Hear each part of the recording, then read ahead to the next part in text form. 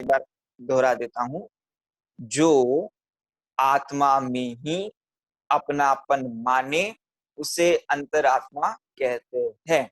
अब अपन डेफिनेशन समझते हैं कि ऐसा जीव, जो शब्द का अर्थ है कि ऐसा जीव कि जिसकी मान्यता कैसी है कि आत्मा में ही, कि अपने आप में ही अपनापन माने।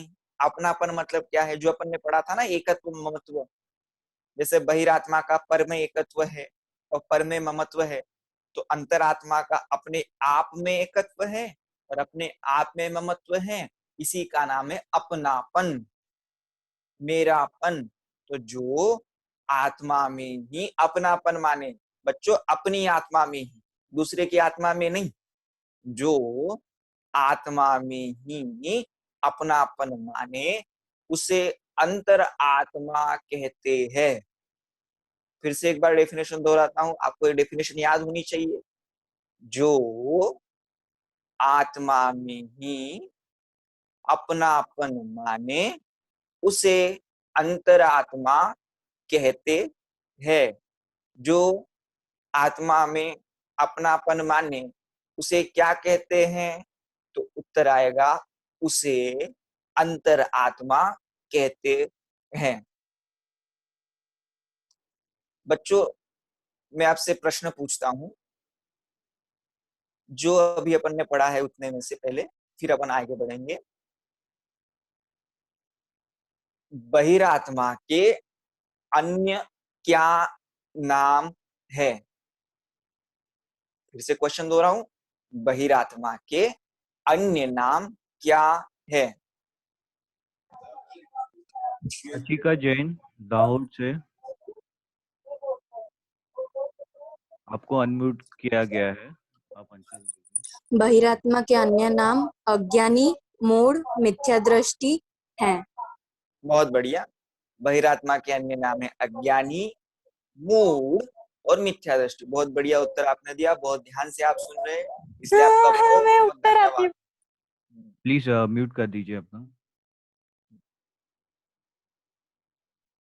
जो आप आत्मा में ही अपनापन करता है उसे क्या कहते हैं? प्रश्न फिर से पूछता हूं, जो आत्मा में ही अपनापन करता है उसे क्या कहते हैं? आस्था जैन। अंतरात्मा।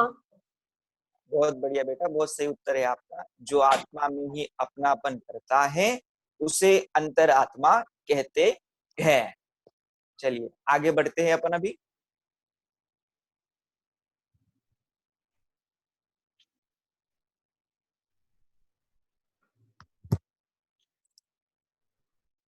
हाँ, अब यहाँ पर आपको आपकी स्क्रीन पर दिख रहा होगा, मोबाइल के या लैपटॉप पे, जिससे भी आप ये चला रहे हो, अंतरात्मा क्या करता है, कि ऐसा क्या करता है जिसके कारण उसको अंतरात्मा कहा गया है।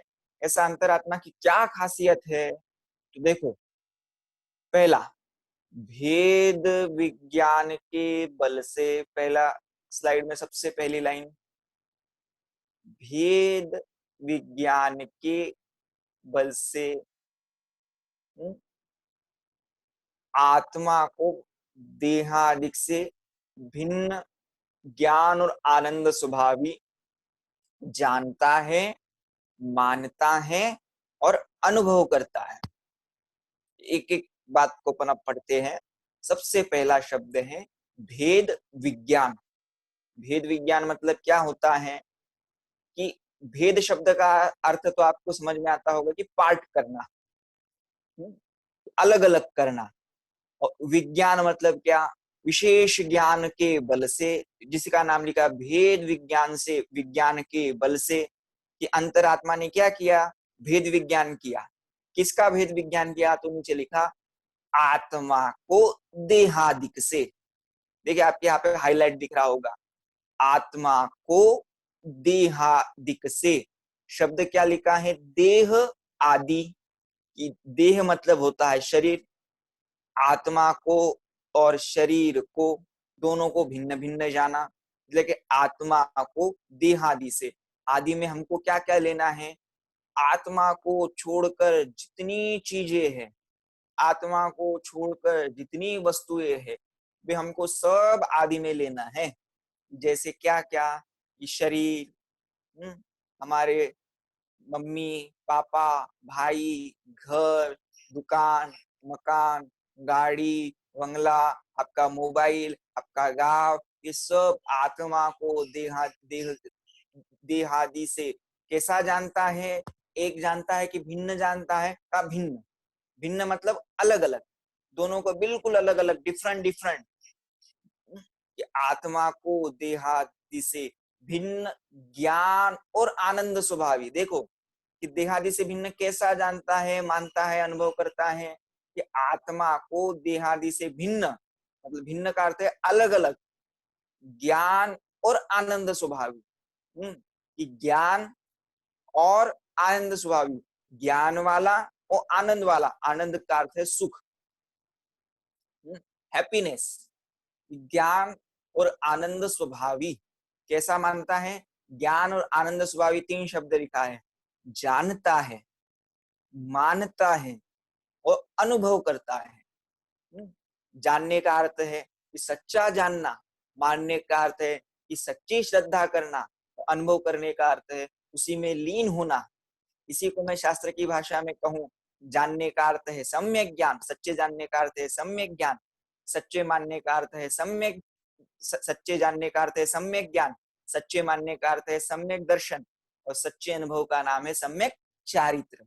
मतलब आत्मा को कैसा जानता है, मानता है, अनुभव करता है? मैं आपसे पूछूं तो आत्मा को भेद विज्ञान के बल से, आत्मा को देहादिक से भिन्न जानता है, मानता है, अनुभव करता है।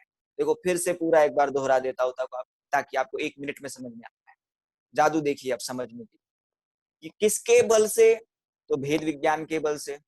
मतलब ऐसा क्या है कि जिसके बल से वो जानता है अंतरात्मा? तो क्या भेद विज्ञान के बल से।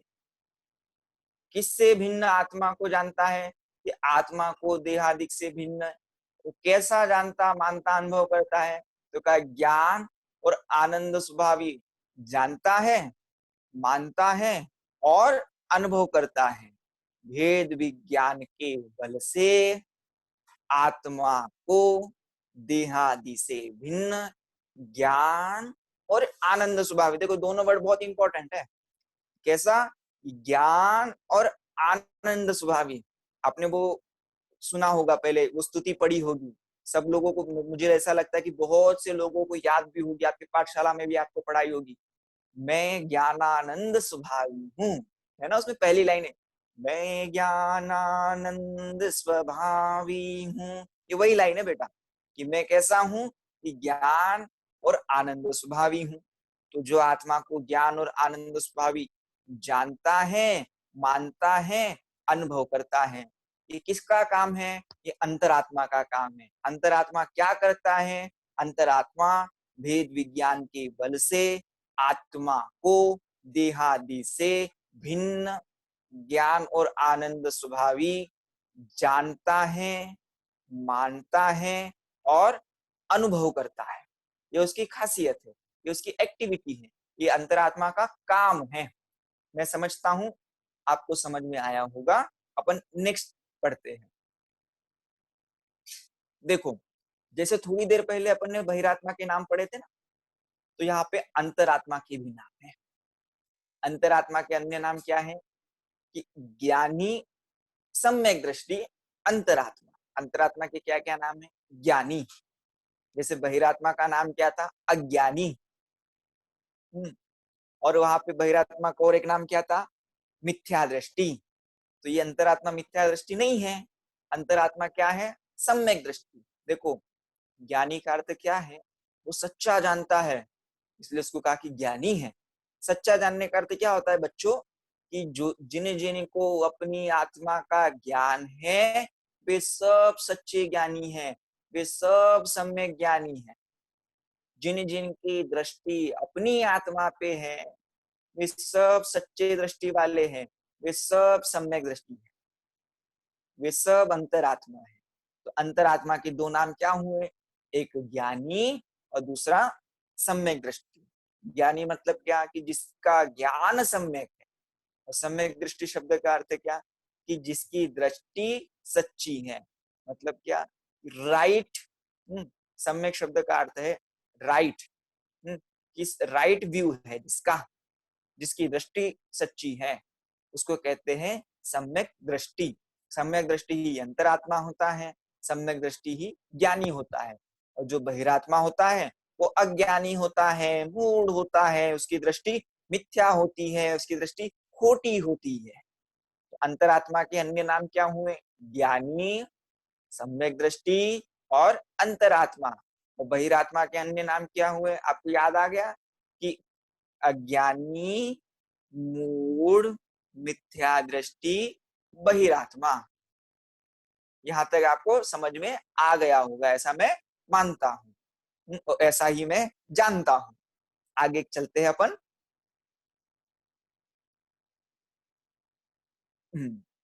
देखो बेटा, थोड़ा सा कठिन विषय आ रहा है, लेकिन आप ध्यान से पढ़ोगे, ध्यान से देखोगे, या तो आपको समझ में आ जाएगा। अंतरात्मा के भेद। सबसे पहले अपन ने आत्मा के अवस्था अपेक्षा 3 भेद देखे, आपको याद होगा, बहिरात्मा, अंतरात्मा और परमात्मा। आपके नोटबुक में चार्ट भी होगा, ऊपर आपने लिखा होगा आत्मा, उसके नीचे ब्रैकेट में लिखा होगा आत्मा की अवस्था अपेक्षा भेद, फिर आपने लिखा होगा चार्ट में सबसे पहले बहिरात्मा, फिर बीच में लिखा होगा अंतरात्मा, और फिर 3rd नंबर पे लिखा होगा परमात्मा। तो जो बीच में लिखा है ना अंतरात्मा, उसी अंतरात्मा के 3 भेद हैं। उत्तम अंतरात्मा, मध्यम अंतरात्मा और जघन्य अंतरात्मा। क्या, उत्तम अंतरात्मा, मध्यम अंतरात्मा, जघन्य अंतरात्मा। ये उत्तम, मध्यम, जघन्य क्या होता है? जघन्य का अर्थ होता है लोअर, मध्यम का अर्थ इंग्लिश में होता है मीडियम, और उत्तम का अर्थ होता है सबसे अच्छा, बेस्ट। तो देखो, इसी आपके मोबाइल के स्क्रीन पे इनके कौन कौन से गुणस्थान होते हैं वे भी दिया है। थोड़ा कठिन है, लेकिन ये आपको थोड़ा समझना पड़ेगा। आप आपके टेक्स्ट बुक में भी देखोगे, जो आपके यहाँ पे पीडीएफ आई है वितरा विज्ञान पाठमाला भाग 1 की, उसमें भी ये सब दिया हुआ है। जो उत्तम अंतरात्मा होता है वे 12वें गुणस्थान वाला होता है। उसका गुणस्थान देखो, टोटल गुणस्थान होते हैं 14, 14 गुणस्थान होते हैं। तो उत्तम अंतरात्मा होता है 12वें गुणस्थान वाला। कौन से गुणस्थान वाला? 12वें गुणस्थान वाला। ये आपको समझ में आया बेटा? अभी आपको रेज हैंड नहीं करना है। सबके जो रेज हैंड मुझे यहाँ पे दिख रहे हैं, ये आप रेज हैंड हटा लीजिए। कि उत्तम अंतरात्मा होता है 12वें गुणस्थान वाला, और फिर मध्यम अंतरात्मा, मध्यम अंतरात्मा है 5वें से 11वें गुणस्थान वाला। क्या, कि 5वें से, आपको केवल डिजिट याद करनी है, अभी गुणस्थानों के नाम आपको याद नहीं करने हैं। उत्तम अंतरात्मा है 12वें गुणस्थान वाला, मध्यम अंतरात्मा है 5वें से 11वें गुणस्थान वाला, 5 to 11, और जघन्य अंतरात्मा है 4थे गुणस्थान वाला, 4th गुणस्थान वाला। फिर से दोहरा देता हूं एक बार। अंतरात्मा के 3 भेद हैं, उत्तम अंतरात्मा, मध्यम अंतरात्मा और जघन्य अंतरात्मा। तो उत्तम अंतरात्मा का गुणस्थान है 12वां, मध्यम अंतरात्मा का गुणस्थान है 5वें से 11वां, और जघन्य अंतरात्मा का गुणस्थान है 4था, 4th गुणस्थान। जब आप आगे और पढ़ते चलोगे जिनागम में, तो ये गुणस्थान क्या होते हैं, गुणस्थान कितने होते हैं, किस गुणस्थान का क्या नाम है, ये भी आपको सब पढ़ने में मिलेगा। मुझे आपके चेहरे देखकर ऐसा लग रहा है कि आपको बहुत मजा आ रहा है। मैं आपको देख पा रहा हूं, आपको बहुत आनंद आ रहा है, बहुत अच्छे से आप पढ़ रहे हो। वेरी गुड बेटा। देखो, अंतर आत्मा के 3 भेद हैं। पहला उत्तम अंतरात्मा, दूसरा मध्यम अंतरात्मा, और तीसरा जघन्य अंतरात्मा। ये तो आपको याद करना ही करना है। उस उत्तम अंतरात्मा का गुणस्थान है 12वां, मध्यम अंतरात्मा का गुणस्थान है 5वें से लेकर 11वां, और जघन्य अंतरात्मा का गुणस्थान है 4था। यहां तक आपको समझ में आ गया होगा। अपन थोड़ा एक स्टेप और आगे चलते हैं। नील जी नेक्स्ट स्लाइड प्लीज। हाँ देखो, वहां पे जो लिखा था ना आपको कि कौन से गुणस्थान है वगैरह, तो उसका यहाँ पे थोड़ा डिस्क्रिप्शन और उसको डिटेल में क्या, उत्तम अंतर आत्मा किसे कहते हैं। इसके पहले अपन ने डेफिनेशन पढ़ी थी, अंतरात्मा किसे कहते हैं। अब यहाँ पे क्या है, उत्तम अंतरात्मा किसे कहते हैं। अंतरंग 14 और बहिरंग 10 प्रकार के परिग्रह से रहित। क्या, अंतरंग 14 प्रकार के परिग्रह और बहिरंग 10 प्रकार के परिग्रह, ये टोटल कितने हो गए, 24, 24। जो 24 परिग्रह, ये परिग्रह क्या चीज होती है, आपने बालबोध पाठमाला भाग 2 में पाप नाम का पाठ पढ़ा है, उसमें आपने परिग्रह पढ़ा, परिग्रह का अर्थ पढ़ा होगा। अनाप शनाप रुपया पैसा इकट्ठा करना या इकट्ठा करने का भाव करना, इसका नाम परिग्रह है। तो परिग्रह कितने प्रकार का होता है, अंतरंग परिग्रह होता है 14 प्रकार का। उसके नाम एक बार मैं आपको अंतरंग परिग्रह के बोल देता हूँ, आपको केवल सुनना है, आपको अभी याद नहीं होंगे अंतरंग परिग्रह के नाम तो भी चलेगा। मिथ्यात्व, क्रोध, मान, माया, लोभ, हास्य, रति, अरति, शोक, भय, जिगुप्सा, स्त्रीवेद, पुरुषवेद, नपुंसकवेद, ये हो गए टोटल 14। और बहिरंग परिग्रह में क्या आता है, ये सब धन, धान्य, दासी, दास, सुवर्ण आदि जो होता है, ये सब बहिरंग परिग्रह में आता है। तो देखो, जो उत्तम अंतरात्मा है ना, वे अंतरंग और बहिरंग परिग्रह से रहित होते हैं। आपको ये डिजिट याद नहीं हो तो भी चलेगा, आपको सिंपल याद करना है। तो उत्तम अंतरात्मा किसे कहते हैं, कि जो अंतरंग और बहिरंग परिग्रह से रहित है।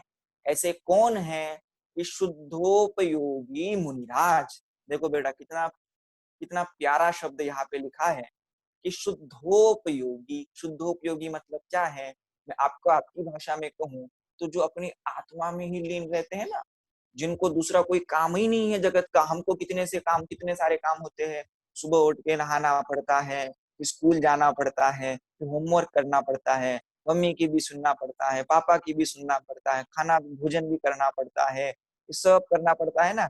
से मुनिराज का क्या काम है, तो का मुनिराज का काम है कि अपनी आत्मा में लीन रहना, इसी का नाम है शुद्धोपयोगी। योगी है, योगी मतलब क्या, कि महान है। वो कैसे हैं, कि शुद्धोपयोगी मतलब क्या, अपनी आत्मा में ही लीन रहते हैं, ऐसे मुनिराज। पता है ये कैसी अवस्था है उत्तम अंतरात्मा की, उत्तम अंतरात्मा ही नियम से भगवान बनते हैं। मतलब ये बिल्कुल एक स्टेज पहले की अवस्था है, एक स्टेज पहले की बात है, किसके, अरिहंत भगवान बनने के पहले की। मतलब यही थोड़े देर बाद भगवान बनने वाले हैं, ऐसे उत्तम अंतरात्मा होते हैं। फिर से दोहराता हूँ, ये चीज आपको याद हो जाएगी। देखो, अंतरंग 14 और बहिरंग 10 प्रकार के परिग्रह से रहित शुद्धोपयोगी मुनिराज। कितने, कितनी प्यारी डेफिनेशन है कि अंतरंग 14 प्रकार के और बहिरंग 10 प्रकार के परिग्रह से रहित है, वे शुद्धोपयोगी मुनिराज। ये कैसे मुनिराज, कि अपनी आत्मा में ही लीन रहते हैं और कुछ काम नहीं है जिनका, न जिनको भोजन ग्रहण करना है, न जिनको जगत के कोई काम करने हैं, जिनको कुछ भी नहीं करना है, ऐसे शुद्धोपयोगी मुनिराज उत्तम अंतर आत्मा कहलाते हैं। ये अंतरंग परिग्रह से भी रहित है और बहिरंग परिग्रह से भी रहित है, ऐसे शुद्धोपयोगी मुनिराज उत्तम अंतरात्मा कहलाते हैं। इनका गुणस्थान कौन सा होता है, इनका गुणस्थान होता है 12वां, जो इसके पहले अपन ने पढ़ा था ना। उत्तम अंतरात्मा का कौन सा गुणस्थान होता है, कि ऐसे मुनिराज कौन से गुणस्थान वाले होते हैं, तो ऐसे जो मुनिराज है वे 12वें गुणस्थान वाले होते हैं। फिर से एक बार पूरी डेफिनेशन दोहराता हूँ ताकि आपको याद हो जाए। अंतरंग 14 और बहिरंग 10 प्रकार के परिग्रह से रहित शुद्धोपयोगी मुनिराज, अर्थात अरिहंत बनने के तुरंत पहले की अवस्था, वही उत्तम अंतरात्मा कहलाते हैं। संपूर्ण प्रकार के परिग्रह से रहित होते हैं, किसी भी प्रकार का परिग्रह मुनिराज के पास नहीं होता। हमारे मुनिराज, दिगंबर मुनिराज, उनके पास रंच मात्र भी परिग्रह नहीं होता, जिनके शरीर पर वस्त्र नहीं होते, जिनको किसी चीज की जरूरत नहीं होती, ऐसे मुनिराज होते हैं। और ऐसे मुनिराजों में भी जो मात्र आत्मा में ही लीन रहते हैं, कौन से गुणस्थान वाले बेटा? 12वें गुणस्थान वर्ती, जिनको कहा है शुद्धोपयोगी, शुद्ध आत्मा में लीन रहने वाले ऐसे मुनिराज ही उत्तम अंतर आत्मा कहलाते हैं। आगे की स्लाइड में भैया प्लीज।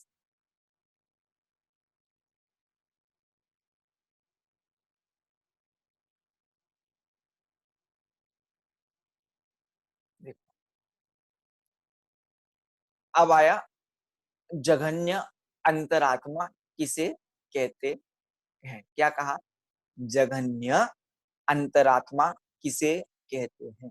देखो बच्चों, ये थोड़े थोड़े कठिन शब्द आपको पढ़ते हो लगते होंगे, लेकिन आपको इन शब्दों से आपको थोड़ा थोड़ा आपको परिचय करना ही पड़ेगा कि अविरत सम्यक दृष्टि, अविरत सम्यक दृष्टि इन द सेंस क्या है कि जो चौथे गुणस्थान वाला है ना, देखो आपको मैं शब्द से अर्थ बताऊं, जिसके व्रत आदिक नहीं है लेकिन जिसको आत्मा का सच्चा ज्ञान है, जिसकी श्रद्धा सम्यक है, वो चौथे गुणस्थान वाला है।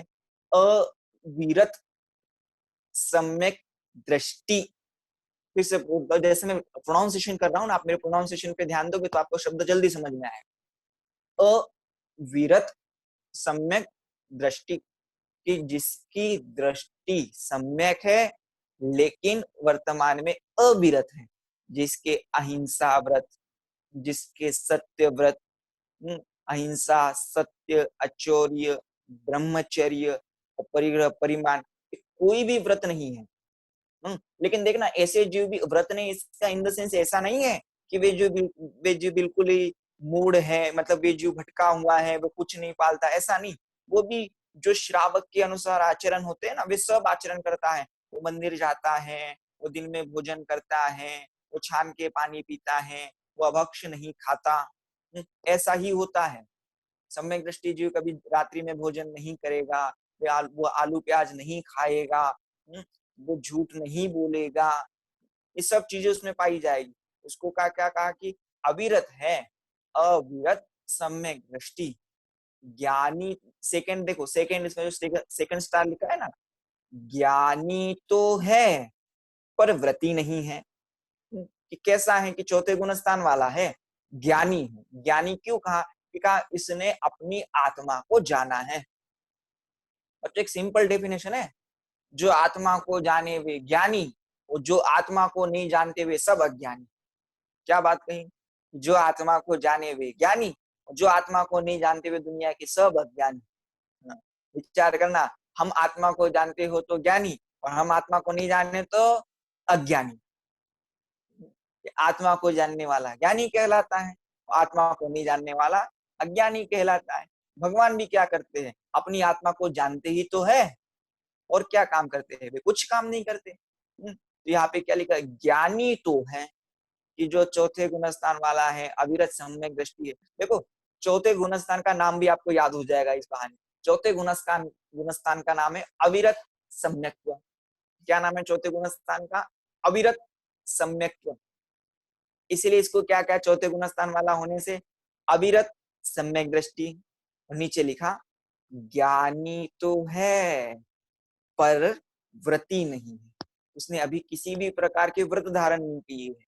क्योंकि क्यों? जघन्य अंतरात्मा है। जैसे ये एक स्टेज आगे जाएगा ना, मध्यम अंतरात्मा बनेगा तो ये व्रत धारण करेगा, फिर और आगे जाएगा तो वो मुनिराज बनेगा, फिर मुनिराज बनने के बाद क्या करेगा? फिर आत्मा का ध्यान करेगा, फिर और क्या करेगा कि वो आत्मा में ही लीन होगा, फिर और क्या करेगा? फिर आत्मा में इतना लीन होगा, इतना लीन होगा, इतना लीन होगा कि शुद्धोपयोगी हो जाएगा, फिर वो शुद्धोपयोगी मुनिराज कहलाएगा। फिर क्या होगा? फिर क्या होगा कि वे थोड़ी ही देर में अरहंत बन जाएगा। फिर क्या होगा? देखो अभी जादू हो रहा है, फिर वो अरहंत बनने के बाद थोड़े ही समय में सिद्ध बन जाएगा, वो परमात्मा बन जाएगा। हाँ, अभी अपन ने फिर से पढ़ा अविरत सम्यक दृष्टि अंतरात्मा किसे कहते? अविरत सम्यक दृष्टि ज्ञानी तो है पर व्रती नहीं है, ऐसे जीव को जघन्य अंतरात्मा कहते हैं। नील भैया एक बार पीछे की स्लाइड लीजिए, क्योंकि मुझे यहाँ पे स्क्रीन पे क्वेश्चन दिखाई दिया कि उनको अंतरात्मा किसे कहते ये समझना है। देखो बच्चों थोड़ा सा कठिन है, लेकिन आप लोगों के लिए सब सरल है क्योंकि आप बहुत इंटेलिजेंट बच्चे हो देश में। उत्तम अंतरात्मा किसे कहते हैं? अंतरंग 14 और बहिरंग 10 प्रकार के परिग्रह से रहित है। अंतरंग परिग्रह क्या कहलाते हैं? कि जो मिथ्यात्व पाप है ना, ये हमारा अंतरंग परिग्रह है। ये क्रोध, मान, अनंतानुबंधी क्रोध, मान, माया, लोभ, ये जो है वे अंतरंग परिग्रह है। जो हम क्रोध करते हैं ना, हमको ऐसा लगता है कि केवल धन धान्य रुपया पैसा इकट्ठा करना इसका नाम परिग्रह है। लेकिन आपने परिग्रह की डेफिनेशन बालबोध पाठमाला भाग 2 में पाप पाठ में पढ़ी, वहां पे दिया था कि आवश्यकता से अधिक धन धान्य रुपया पैसा जोड़ना या जोड़ने का भाव करना। वहां पे जो भाव शब्द है ना, वो अंतरंग परिग्रह की बात करता है। कि क्या? कि जो क्रोध के भाव हैं, जो मिथ्यात्व के भाव हैं, जो मान के भाव हैं, जो मायाचारी के भाव हैं, जो लोभ के भाव हैं, ये सब अंतरंग परिग्रह है। और अंतरात्मा कैसा होता है? कि अंतरंग परिग्रह और 10 प्रकार के बहिरंग परिग्रह से रहित होता है। क्या? अंतरंग के 14 प्रकार के और बहिरंग के 10 प्रकार के परिग्रह से रहित होता है। ऐसे शुद्धोपयोगी मुंडाज, ऐसी दशा किन की होती है? ऐसे व्यक्ति कौन होते हैं? तो कहा शुद्धोपयोगी 12वें गुणस्थानवर्ती मुंडाज ऐसे होते हैं जिनके अंतरंग परिग्रह भी नहीं पाया जाता, जिनके बहिरंग परिग्रह भी नहीं पाया जाता। वे शुद्धोपयोगी मुनिराज उत्तम अंतरात्मा, बेस्ट, सबसे बेस्ट अंतरात्मा कहलाते हैं। ये बिल्कुल वो स्टेज है कि अभी ये थोड़ी देर बाद अरिहंत बनने वाले हैं। मैं मानता एक बार पढ़ता हूं कि अंतरंग 14 और बहिरंग 10 प्रकार के परिग्रह से रहित शुद्धोपयोगी मुनिराज उत्तम अंतर आत्मा कहलाते हैं। अंतरंग 14 और बहिरंग 10 प्रकार से रहित शुद्धोपयोगी मुनिराज उत्तम अंतर आत्मा कहलाते हैं।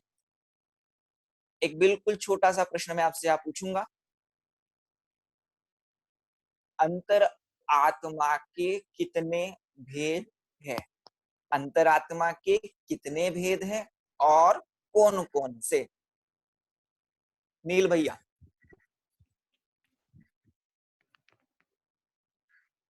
उन्नति शाह।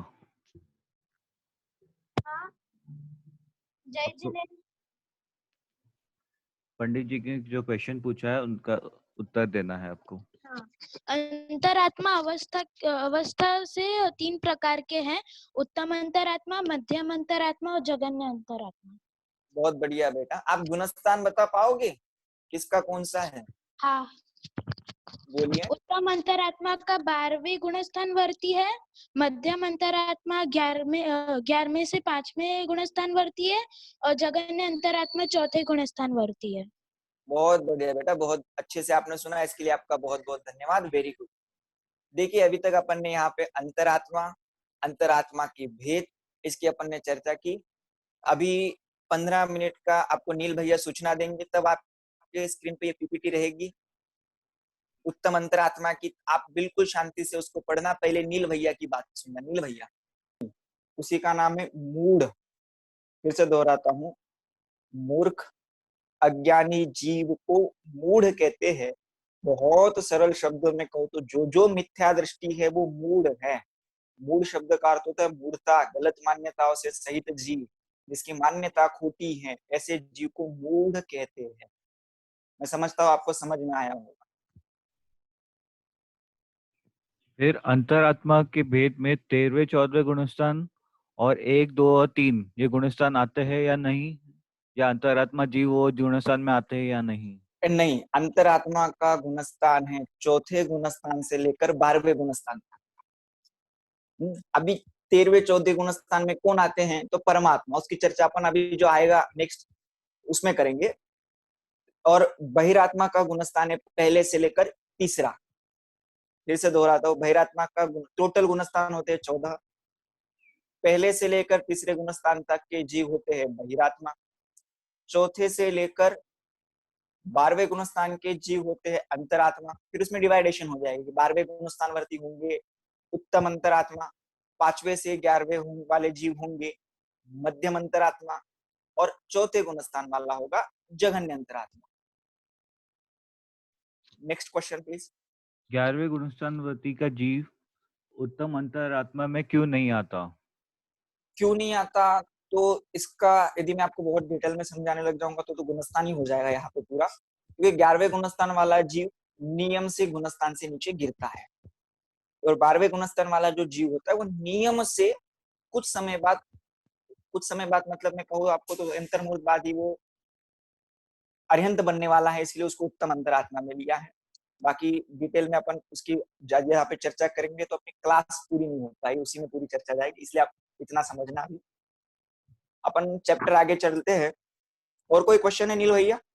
नहीं, बस एक बार अंतरात्मा को रिवाइज करके हम आगे बढ़ते हैं। या श्योर, आप यहाँ पे स्क्रीन पे पीपीटी दिखाई, अपन उसको समझ के आगे बढ़ते हैं। बहुत अच्छे बच्चे यहाँ पे, उत्साह बहुत अच्छा है बच्चों का।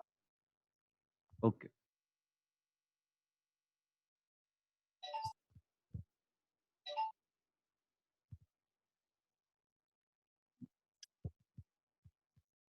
यहाँ पे है उत्तम अंतर आत्मा किसे कहते हैं? तो लिखा है अंतरंग 14 प्रकार के और बहिरंग 10 प्रकार के परिग्रह से रहित।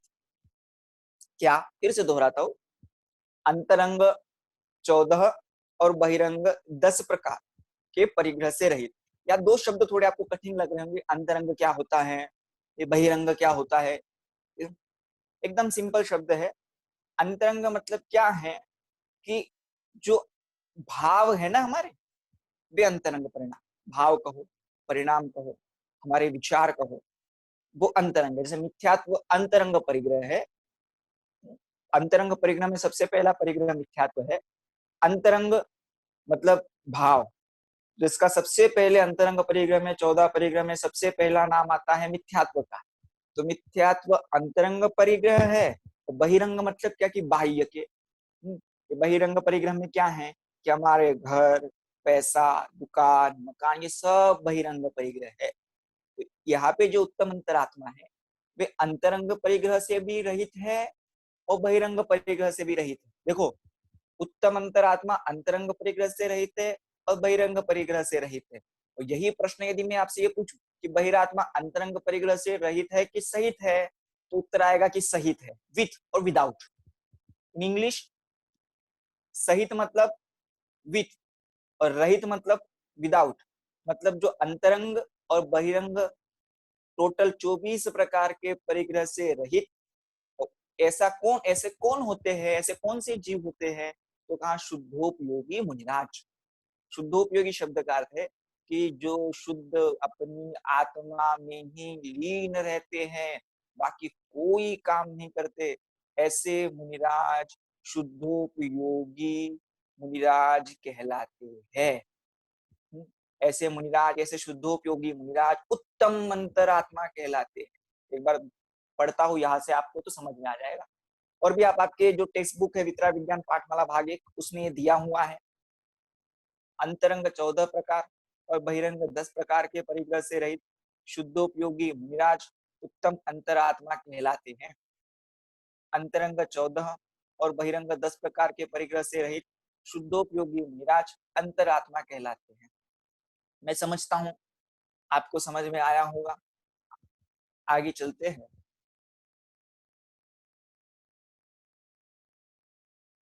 ये अपन ने, उसके बाद अपन ने पढ़ा जघन्य अंतरात्मा किसे कहते हैं। अविरत सम्यक दृष्टि जो जीव है, ज्ञानी तो है पर व्रती नहीं है, ऐसे जीव कहलाते हैं जघन्य अंतर आत्मा, जो चौथे गुणस्थान वाले होते हैं। ये भी अपन ने पढ़ा था। आगे पढ़ते हैं अभी।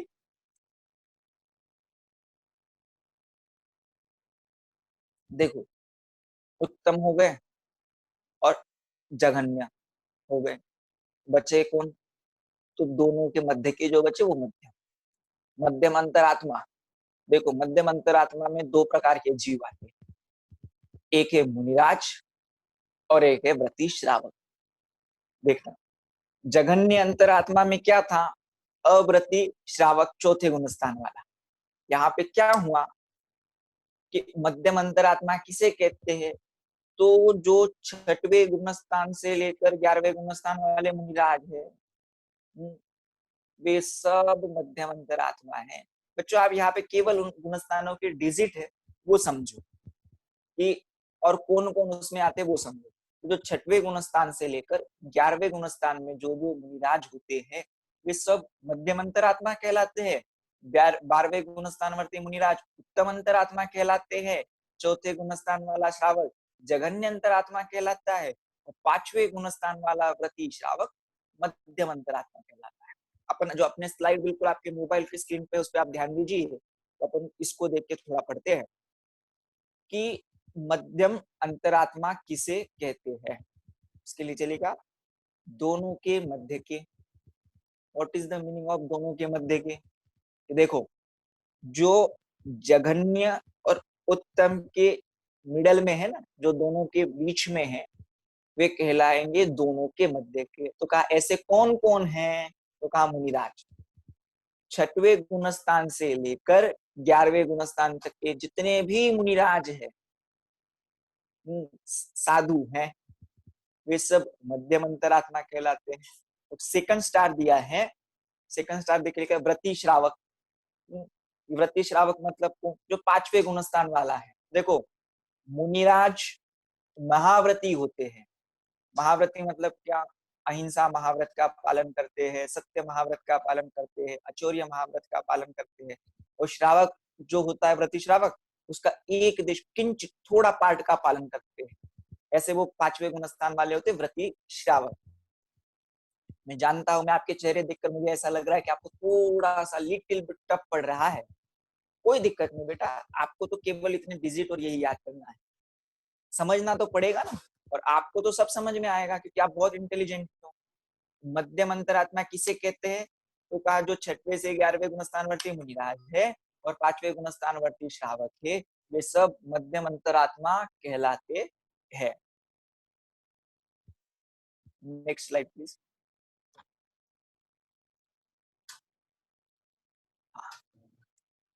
अब है परमात्मा किसे कहते हैं।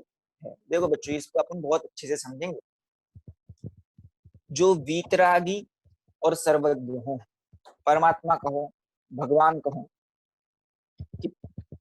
और मैंने आपको जब क्लास अपन ने शुरू की तो कहा था कि हमने जब परमेष्टि की परिभाषा पढ़ी थी, परमेष्टि किसे कहते हैं, तो जो परम पद में स्थित हो उन्हें परमेष्टि कहते हैं। तो यहाँ पे भी परम प्लस आत्मा बराबर परमात्मा।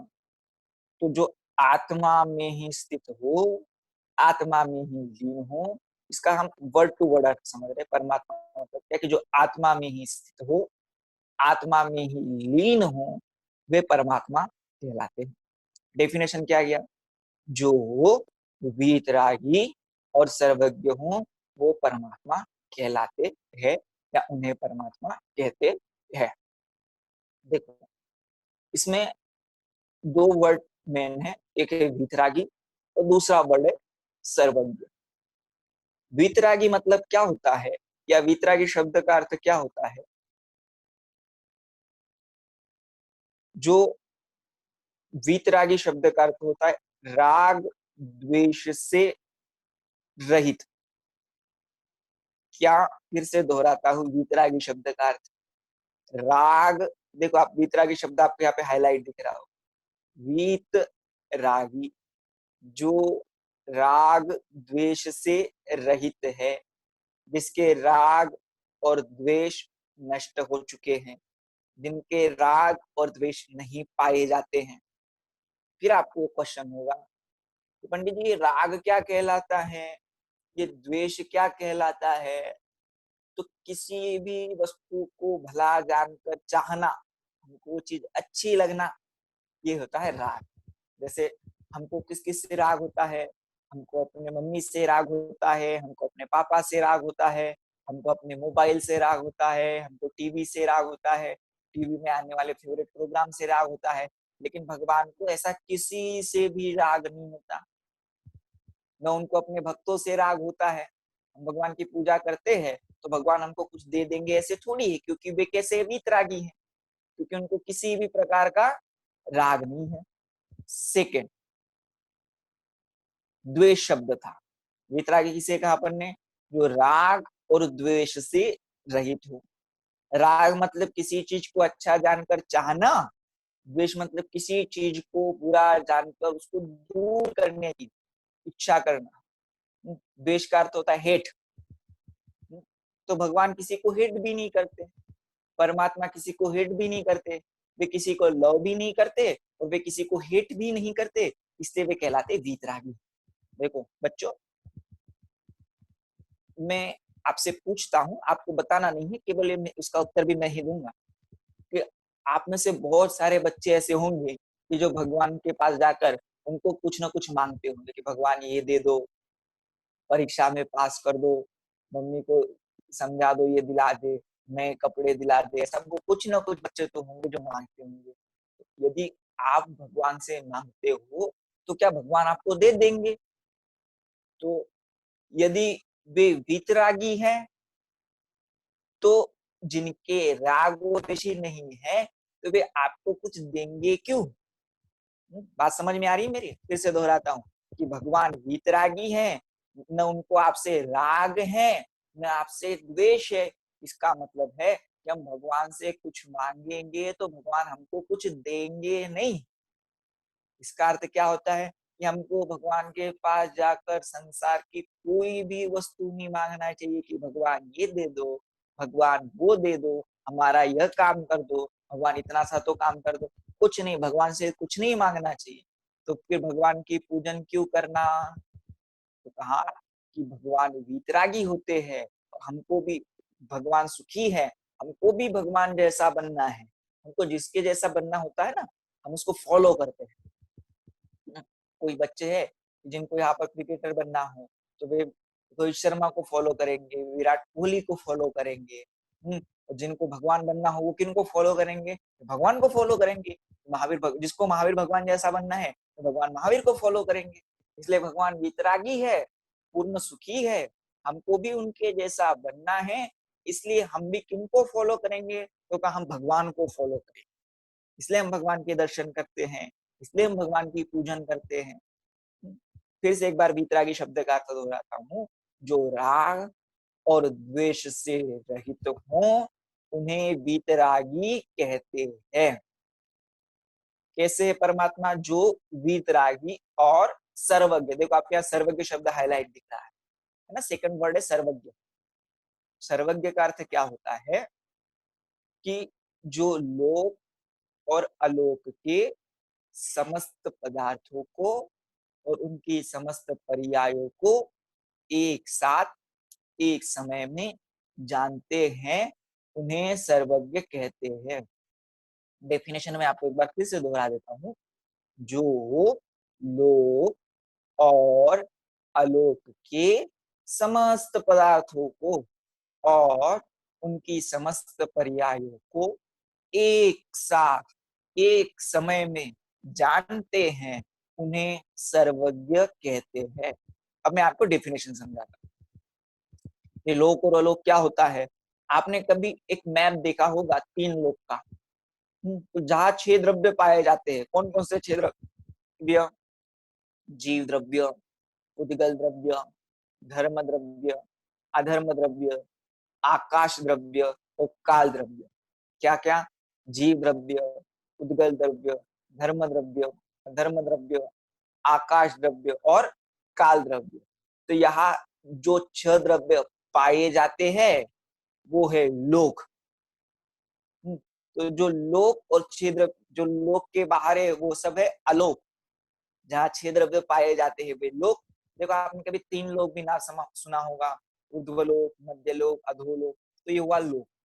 ये 6 द्रव्य जिसमें पाए जाते हैं वो कहलाता है लोक। और लोक के बाहर जितना भी है वे सब अलोक है। और भगवान कैसे है? सर्वज्ञ। सर्व प्लस ज्ञ, ज्ञ शब्द का अर्थ होता है जानना। जो लोक और अलोक के समस्त, समस्त मतलब है ऑल, जितने पदार्थ है, जितने द्रव्य हैं, उन सब को जानते हैं। ऐसा कोई भी द्रव्य नहीं है जो भगवान के ज्ञान से बचा हो। वे सबको जानते हो। कैसा जानते हैं?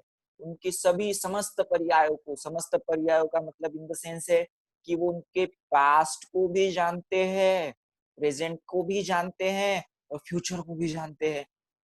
भगवान हम सबके पास्ट को भी जानते हैं, प्रेजेंट को भी जानते हैं और फ्यूचर को भी जानते हैं, इसलिए उनको कहते हैं सर्वज्ञ हो, आप सब कुछ जानने वाले हो। बच्चों एक बात ध्यान रखना, ये कभी मत समझना कि हम कोई गलत काम कर रहे तो हमको कोई देख नहीं रहा है।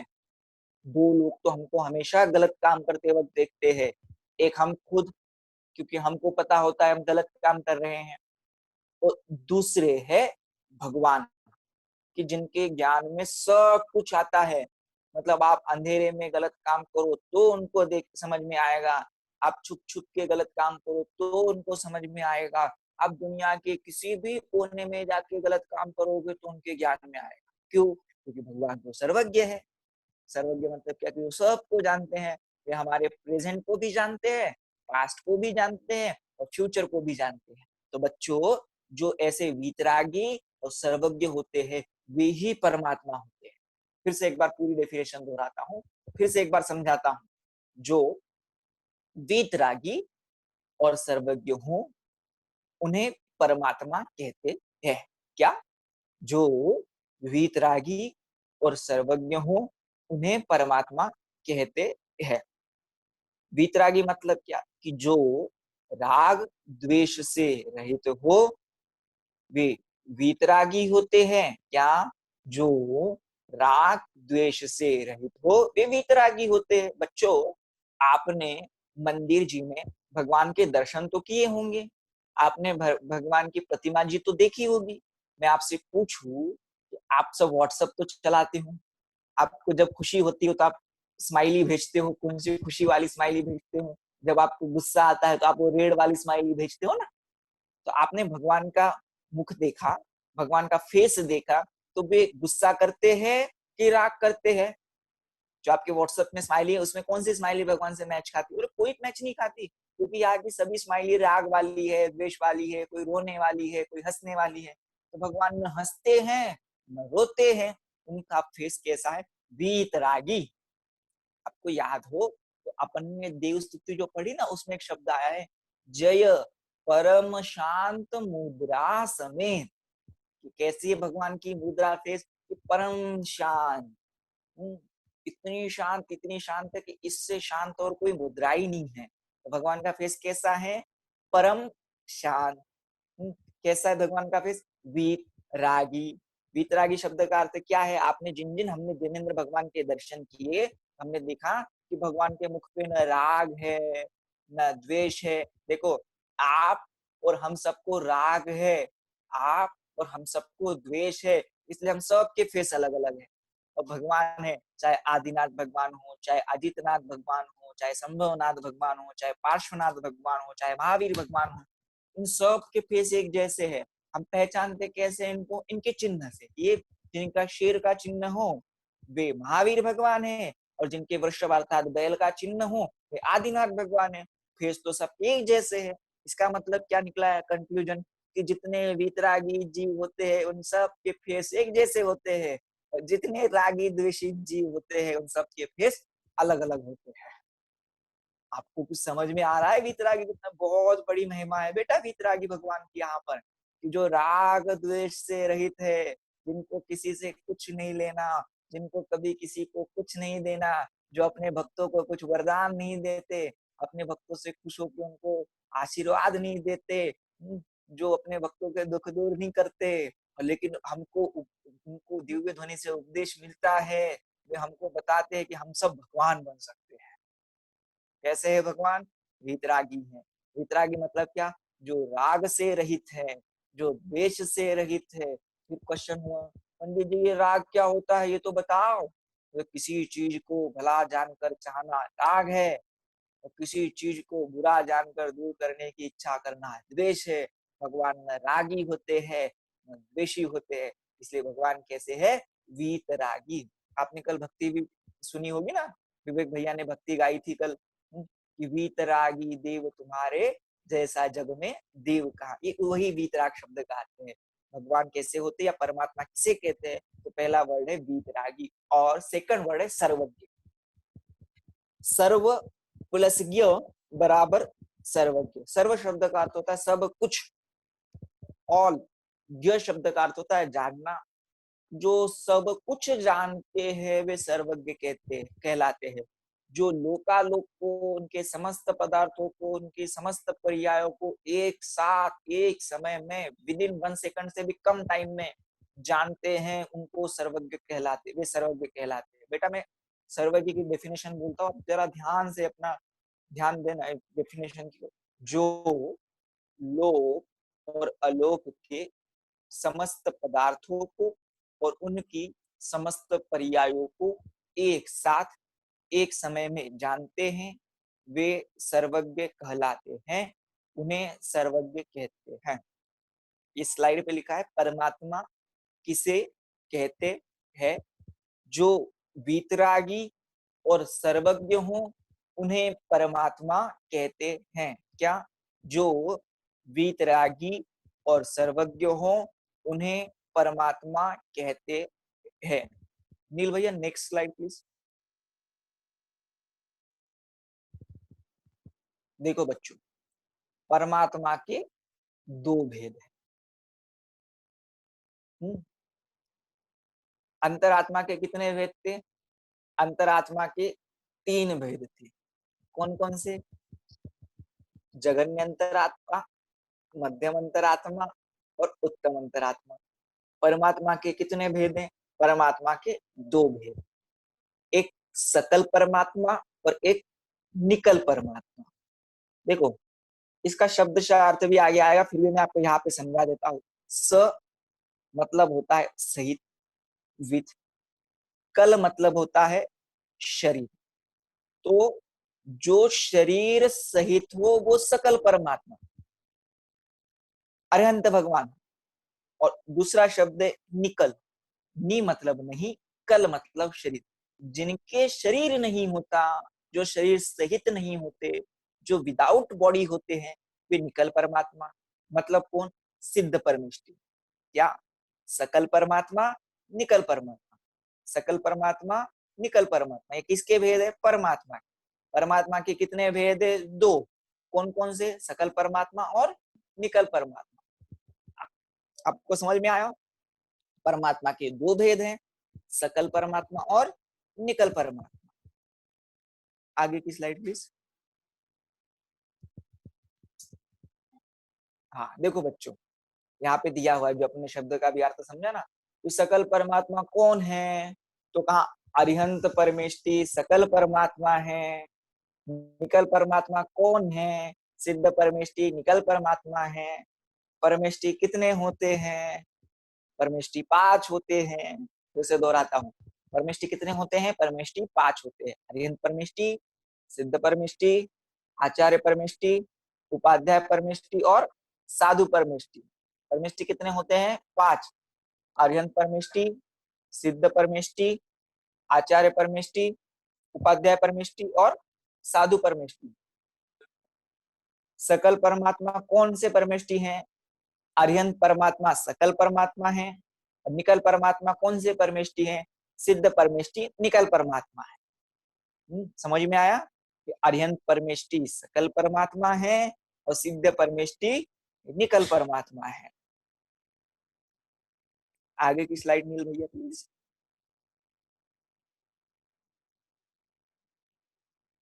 देखो जो अपन ने अर्थ किया था ना अभी, कल शब्द का अर्थ होता है शरीर।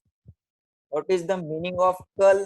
तो कल शब्द का अर्थ है शरीर की स प्लस कल, है ना? आपको दिख रहा है स प्लस कल बराबर जो शरीर सहित होते हैं, ऐसे अरिहंत परमात्मा सकल परमात्मा है।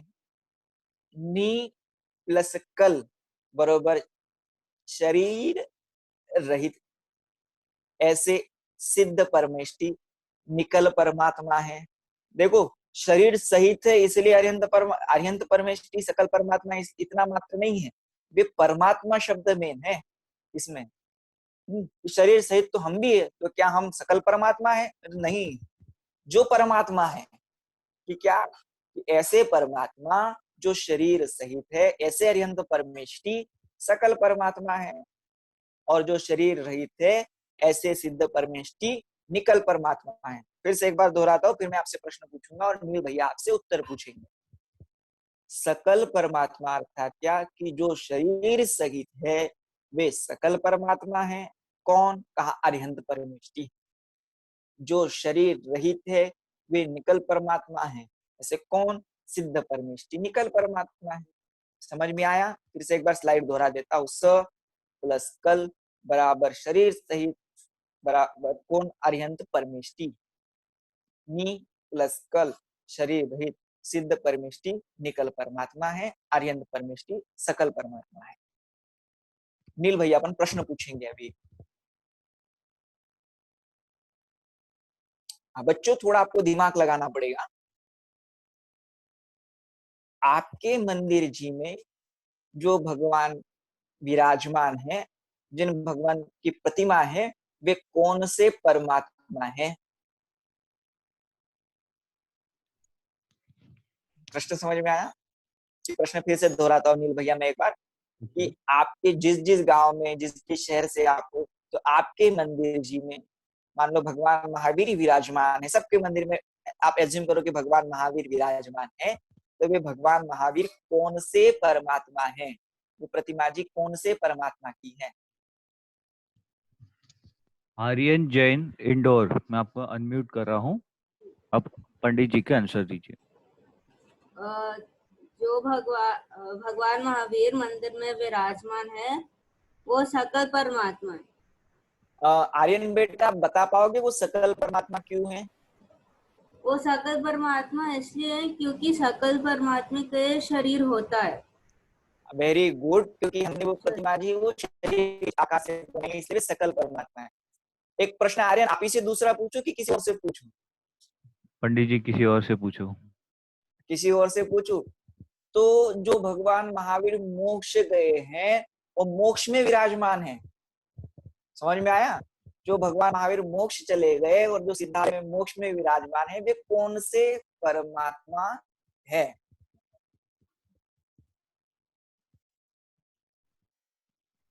यूविल मुंबई। नील भैया पूछिए। यूविल मुंबई। जो महावीर भगवान मोक्ष गए हैं वो निकल परमात्मा है, क्योंकि जो मोक्ष जाते हैं उनका शरीर नहीं होता। बहुत बढ़िया बेटा, बहुत सही और बहुत बढ़िया, एक्सीलेंट आंसर दिया आपने, मजा आ गया। नील भैया आगे चलते हैं अपन, फिर लास्ट में अपन फिर से एक बार क्वेश्चन आंसर करेंगे। ओके। क्योंकि अपन को लेसन भी कंप्लीट करना है।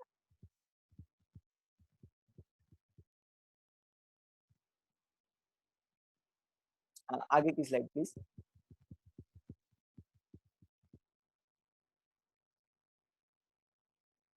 देखो बच्चों, आप बालबोध पाठमाला भाग 3 पढ़कर आए हो। वहां पे जो पंच परमेष्टि पाठ था उसमें आपने पढ़ चुके हो। फिर से मैं आपको उसी बात को यहाँ पे दोहराता हूँ कि अरिहंत परमेष्टि 4 घाती कर्मों से रहित है और सिद्ध परमेष्टि 8 कर्मों से रहित। क्या?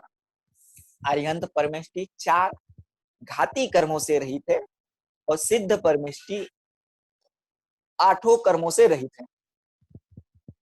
एकदम सिंपल लैंग्वेज में कहता हूं आपको कि जो घाती कर्म और अघाती कर्म क्या होते हैं इसके बारे में आप दोपहर के क्लास में सुन ही रहे हो, तो मुझे ऐसा लगता है कि आप वहां से बहुत अच्छी तरह से आप समझ जाओगे, समझोगे, पढ़ोगे, क्योंकि गायक जी बहुत अच्छे से पढ़ाते हैं, बहुत अच्छे टीचर हैं। तो अरिहंत परमेष्टि 4 घाती कर्मों से रहित है। घाती मतलब क्या होता है कि जो घाती शब्द का अर्थ जो घात करे, इसका नाम होता है घाती। ज्ञानावरण, दर्शनावरण, मोहनीय, अंतरा, ये घाती कर्म है। तो अरिहंत परमेष्टि 4 घाती कर्मों से रहित है और सिद्ध परमेष्टि 8 कर्मों से रहित है। कौन से 8 कर्म? ज्ञानावरण, दर्शनावरण, मोहनीय, अंतराय, वेदनीय, आयु, नाम, गोत्र। सिद्ध परमेष्टि 8 कर्म से रहित है और अरिहंत परमेष्टि कितने कर्मों से रहित है? 4 घाती कर्मों से रहित होते हैं, वे अरिहंत परमेष्टि है। इसके बारे में आपके दोपहर की क्लास में आप विशेष चर्चा चल ही रही, इसलिए मैं इसको यहाँ पे ज्यादा डिटेल में नहीं समझाऊंगा। Next slide please. हाँ, हमको क्या लाभ है बहिरात्मा, अंतरात्मा, परमात्मा जानने से? हमको क्या प्रॉफिट होगा? तो देखो, परमात्मा बनने से लाभ, अनंत काल तक पूर्ण निराकुल सुख की प्राप्ति, क्योंकि परमात्मा है। वे कैसे है? परमात्मा पूर्ण सुखी है, कंप्लीट हैप्पीनेस। कौन? परमात्मा।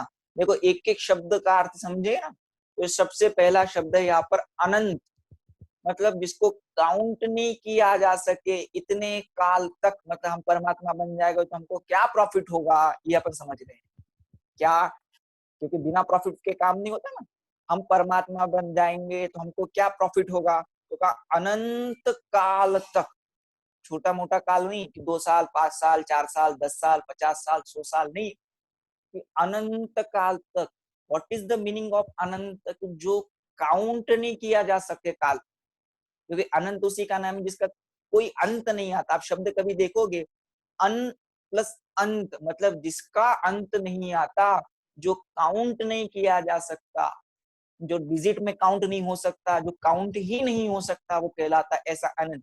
ऐसा काल मतलब टाइम। ऐसा कितना काल? अनंत काल तक। कैसे सुखी? पूर्ण। पूर्ण इन द सेंस कंप्लीट। कैसा कंप्लीट सुख? निराकुल। कल भी मैंने आपको समझाया था, फिर समझाता हूँ। निराकुल शब्द का अर्थ होता है आकुलता से रहित। भगवान का जो सुख है वो निराकुल है, उनको किसी प्रकार की आकुलता नहीं है। और हम आप जिसको सुख कहते हैं, सुख मानते हैं या सुख समझते हैं, वो कैसा है? वो आकुलता वाला। इंद्रियों से प्राप्त हुआ जितना भी सुख होता है ना हमारा, वो सब आकुलता वाला होता है। जैसे कैसे कि हमको अभी मैंगो खाने मिल जाए तो कितने मैंगो खा सकते हैं? कोई 2 मैंगो खा सकता है, कोई 4 मैंगो खा सकता है, कोई 6 मैंगो खा सकता है, और कोई गोली जैसा हो तो 10 मैंगो खा सकता है। लेकिन उसके बाद एक लिमिट आ जाएगी ना, अब नहीं खा सकते। क्यों? बोले अब ज्यादा मैंगो खा लिए तो हमारा पेट दर्द करने लगेगा, हमारा सिर दर्द करने लगेगा। मतलब क्या कि आकुलता आ गई ना। आप मोबाइल भी चलाओगे तो कितना चलाओगे? एक लिमिट है, उसके बाद क्या हो जाती है? आकुलता आ जाती है। लेकिन जो परमात्मा है ना, उनका सुख जो है ना, वो निराकुल। देखो, आपके यहाँ पे निराकुल शब्द नील भैया ने हाईलाइट किया हुआ है स्क्रीन पे। जो निराकुल है मतलब क्या? कि किसी भी प्रकार की आकुलता उसमें नहीं है। आपको इसका रीजन पता है कि उनका सुख निराकुल क्यों है? क्योंकि हम जिसको सुख मानते हैं या सुख एज्यूम करते हैं, वो डिपेंडेबल है। समझ में आ रहा है आपको? डिपेंडेबल मतलब क्या? कि आपको मिठाई खानी हो, स्वीट्स खाना हो, तो आपको स्वीट्स पे डिपेंड होना पड़ेगा। लेकिन जो परमात्मा है, वे अपनी आत्मा में लीन है, वे किसी पर सुख के लिए डिपेंड नहीं है। ही इज नॉट डिपेंडेबल, किसी पर भी डिपेंड नहीं है, अपनी आत्मा में ही लीन है। इसलिए उनका सुख भी कहाँ से आता है? आत्मा से आता है। और ऐसे आत्मा में सुख कितना है? अनंत आता है, अनंत सुख है। इसलिए उनका सुख कितना आता है? अनंत सुख आता है। जब कितने काल तक आएगा? अनंत काल तक आएगा। अच्छा, कैसा सुख आएगा? निराकुल सुख आएगा, मतलब जिसमें आकुलता थोड़ी भी नहीं है। तो बच्चों, मैं आपसे आपसे पूछूं कि ऐसा सुख आपको हमको चाहिए कि नहीं चाहिए? तो आप सब बोलोगे हाँ चाहिए। इसीलिए परमात्मा बनने से क्या लाभ है? हम परमात्मा बन जाएंगे तो अनंत काल तक पूर्ण सुखी हो जाएंगे। कैसे सुखी हो जाएंगे अनंत काल तक? पूर्ण निराकुल सुख की हमको प्राप्ति हो जाएगी। क्या बनने से? बोले परमात्मा बनने से ये लाभ है। तो आप सबको परमात्मा बनना है कि नहीं बनना है? देखो, मुझे बच्चों के चेहरे दिख रहे हैं, उनका सिर हिल रहा है हाँ में। हाँ हाँ, हमको परमात्मा बनना है। तो परमात्मा बनने से क्या लाभ है? परमात्मा बनने से अनंत काल तक पूर्ण निराकुल सुख की प्राप्ति होती है। अगली स्लाइड।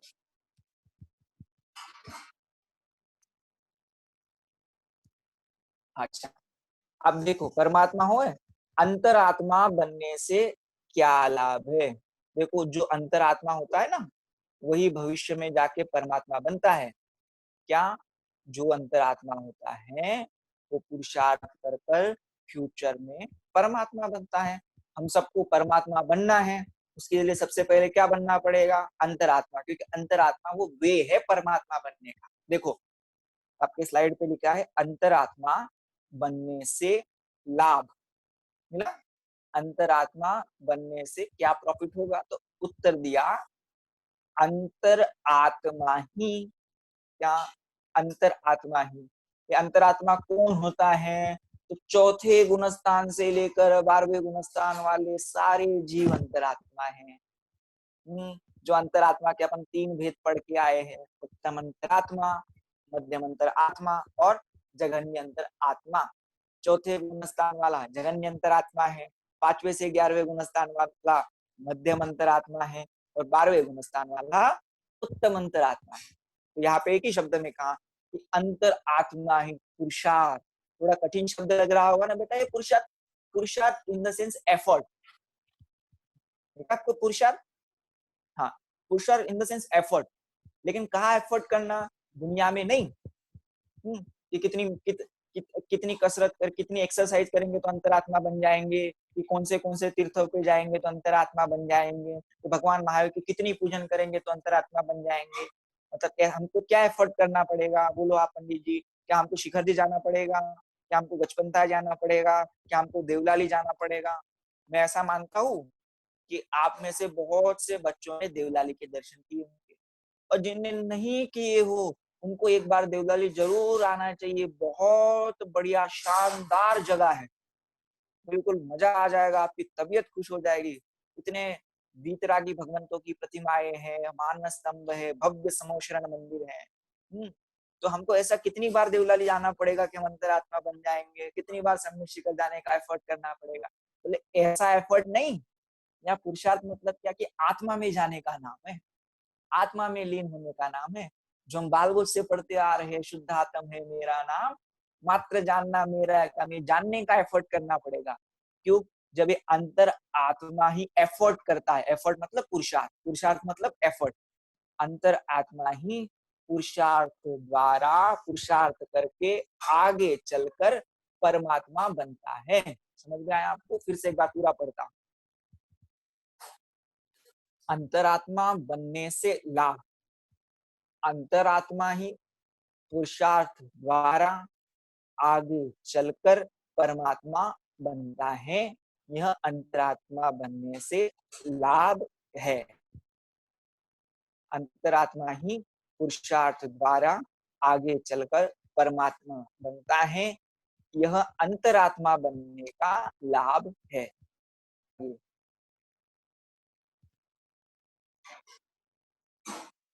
नील भैया नेक्स्ट स्लाइड प्लीज।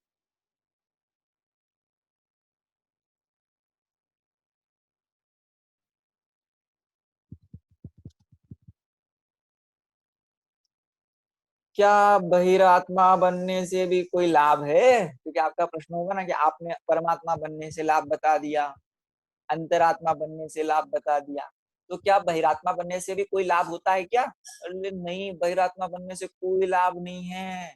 क्योंकि हमने बहिरात्मा के नाम पढ़े थे ना। बहिरात्मा कैसा है? बहिरात्मा अज्ञानी है, मूढ़ है, मिथ्या दृष्टि है। क्या ऐसे बनने से भी कोई लाभ है? आप में से कोई अज्ञानी बनना चाहेगा? क्या आप में से कोई मूढ़ बनना चाहेगा? बोले नहीं, कोई नहीं बनना चाहेगा। इसलिए कहा बहिरात्मा बनने से कोई लाभ नहीं है। अरे बच्चों, बहिरात्मा बने रहना तो मूढ़ता है, अज्ञानता है। हम सबको तो अंतरात्मा बन के परमात्मा बनना है ना? हम घोषणा भी देते हैं ना कैसे कि भक्त नहीं भगवान बनेंगे। इसलिए कहा कि बहिरात्मा बनने से कोई लाभ नहीं है, नो प्रॉफिट। आगे चलते हैं बेटा। नील भैया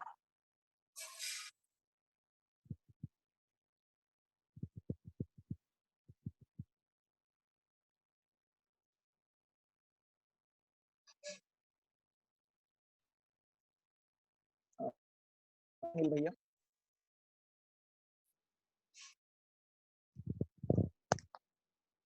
हाँ पंडित जी आगे कर दी स्लाइड मैंने। हाँ आगे। बहिरात्मापना तो छोड़ना चाहिए। क्यों बहिरात्मापना क्यों छोड़ना चाहिए? तो बहिरात्मपने के कारण जीव अनादि काल से दुख भोग रहा है।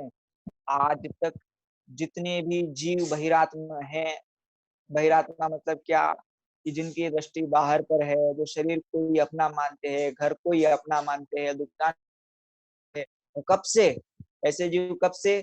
अनादि काल से संसार में दुख ही भोग रहे हैं कि उनको कभी सुख मिला ही नहीं। क्यों? क्योंकि उनकी दृष्टि गलत है।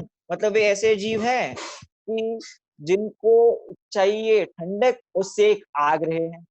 समझ में आया? देखो, गर्मियों के दिन हो और आपको ठंडा पानी पीना हो और आप गैस पर पानी गर्म करो और वो पानी पियो, तो आपको ठंडा पानी मिलेगा? तो नहीं मिलेगा। पंडित जी क्या बात करते हो? हमको इतना भी समझ में नहीं आता कि कौन सा पानी पीना है, कौन सा पानी नहीं पीना है।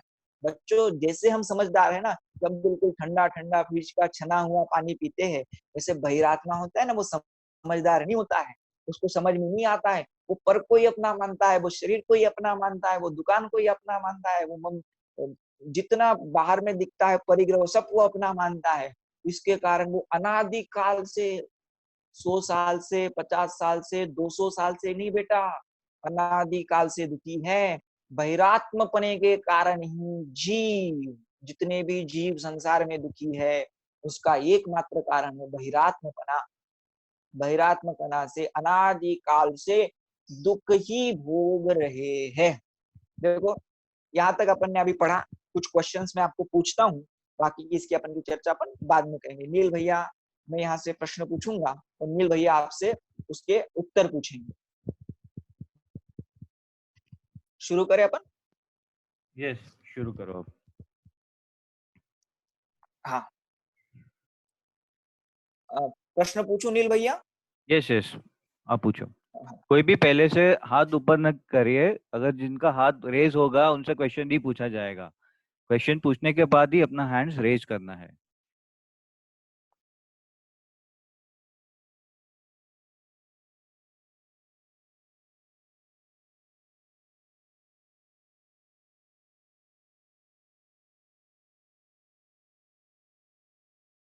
हेलो, आपकी आवाज आ रही है?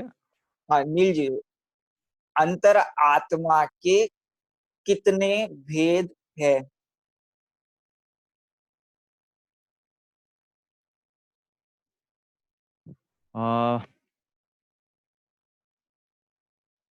शाश्वत जैन, मैं आपको अनम्यूट कर रहा हूँ। अंतरात्मा के 3 भेद है, उत्तमात्मा, मध्यमात्मा, जघन्य आत्मा। अंतरात्मा। बराबर, बहुत बढ़िया, बहुत बढ़िया, वेरी गुड बेटा। नेक्स्ट क्वेश्चन मैं पूछता हूँ, परमात्मा के कितने भेद हैं?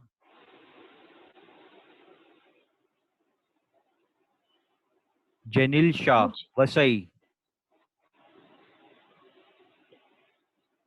हाँ,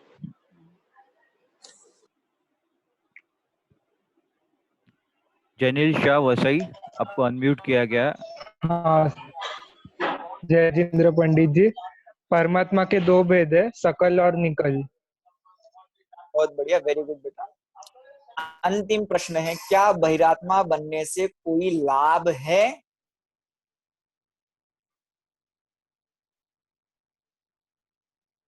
मानिया मेहता।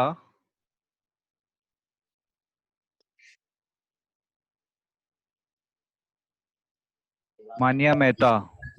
हाँ, बहिरात्मा बनने से कोई लाभ नहीं है, क्योंकि बहिरात्मा वाले जीव अनादि काल से दुखी है। उनकी वेरी गुड, मिथ्या बहुत दृष्टि बढ़िया, के कारण। Excellent answer. अभी नील भैया आपको कुछ सूचनाएं होंगी, वो सूचना देंगे और आगे की क्लास की अनाउंसमेंट भी करेंगे, कब होगी क्या होगी। मैं आमंत्रित करता हूँ नील भैया। नील जी। सभी बच्चे बहुत ही ध्यान पूर्वक अच्छे से सुन रहे हैं। मुझे बहुत खुशी हो रही है और अच्छे से रिव्यूज भी आ रहे हैं कि पंडित जी भी बहुत अच्छा पढ़ा रहे हैं और बच्चे भी एकदम ध्यान से सुन रहे हैं। हम जो आज विषय पढ़े हैं उस संबंधी कोई भी क्वेश्चन हो या मुझे पर्सनली व्हाट्सएप करे तो मैं पंडित जी से कहूंगा कि वो आंसर का समाधान कल के क्लास में मॉर्निंग में फर्स्ट वो कर दे। और सेकेंडली आज का शेड्यूल 2:30 से 4:15 आपकी सेकंड क्लास रहेगी जो पंडित ज्ञायकी शास्त्री लेंगे। फिर फिर 4:30 से 5:15 आपकी सामूहिक कक्षा रहेगी। आगे की सूचना आपको ग्रुप पर मैसेज कर दिया जाएगा कि कौन सी क्लास कब और क्या क्या प्रोग्राम होने वाले हैं। ठीक है बच्चों, सभी जो आज पंडित जी ने पढ़ा है वो आपको पीडीएफ फाइल भेजी गई है। वो पीडीएफ फाइल में आत्मा परमात्मा चैप्टर अच्छे से पढ़े और कल मॉर्निंग में ही फिर आपको क्वेश्चंस पूछा जाएगा उसी में ही। ठीक है जय बच्चों, जिनेन्द्र। जय जिनेन्द्र। जय जिनेन्द्र।